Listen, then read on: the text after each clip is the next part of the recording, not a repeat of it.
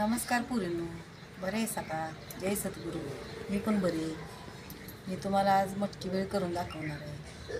आमच्या इथे कराडमध्ये का नाही घाटावर मटकी भेळ मिळते, खूप छान मिळते. तशी तुम्हाला करून दाखवणार आहे. तुम्हाला मी आता भेळसाठी काय काय घेतले दाखवते.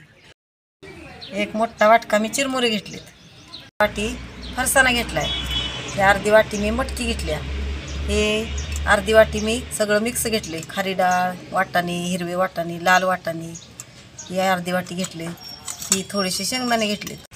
हे बघा, कोथिंबीर घेतल्या, एक टोमॅटो चिरून घेतलाय, लिंबू घेतलाय, एक कांदा चिरून घेतलाय, आपलं घरचं लाल तिखट घेतले चमचाभर, थोडं चवीपुरतं मीठ घेतलंय, थोडी हळद घेतल्या, 2 मिरच्या घेतल्यात. आता कढई ठेवली, आपली कढई तापल्या.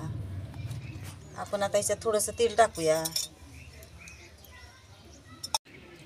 हे बघा, थोडी आता हळद टाकूया ह्याच्यात तेलात.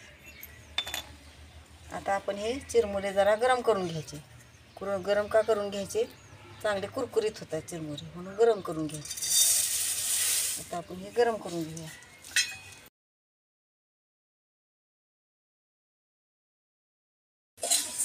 हे बघा, असे हलवून घ्यायचे चांगले. आता हे गरम व्हायला लागले. चला, आपण आपले एक चिरमुरे आता गरम झाले चांगले कुरकुरीत. हे बघा, आपण आता काढून घेऊया.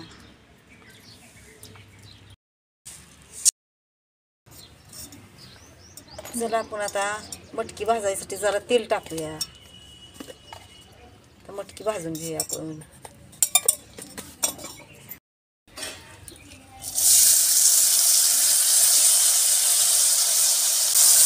त्याच्यात थोडी हळद टाकूया,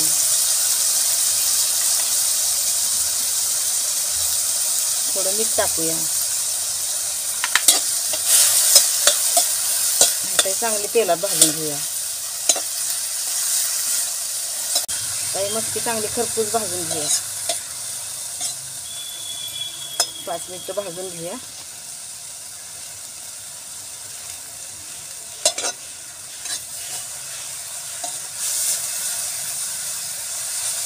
हे बघा, आपली मटकी आता भाजली.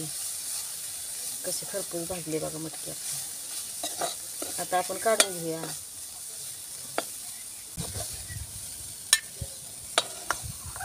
आपण आता भेळ करून घेऊया पुरीनो. हे बघा, आपण आता कांदा टाकून घेऊया. आता टोमॅटो टाकूया.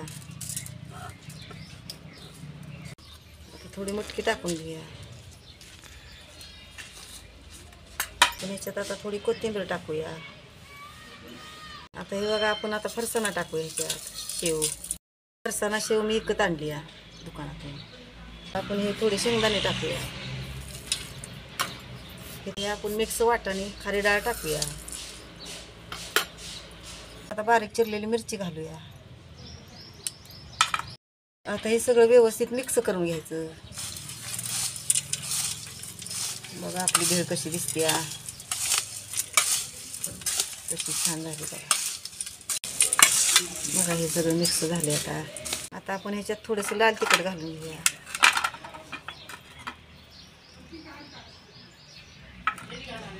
थोडंसं मीठ घालूया. आपण आधी मटकीत टाकलंय मीठ.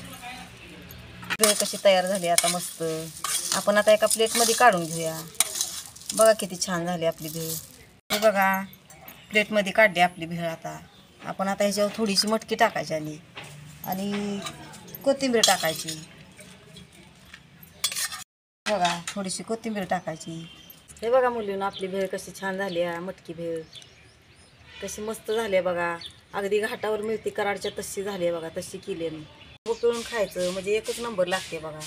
एकदम छानच लागते. तुम्ही पण मुलीनं करून बघा कमी साहित्यात.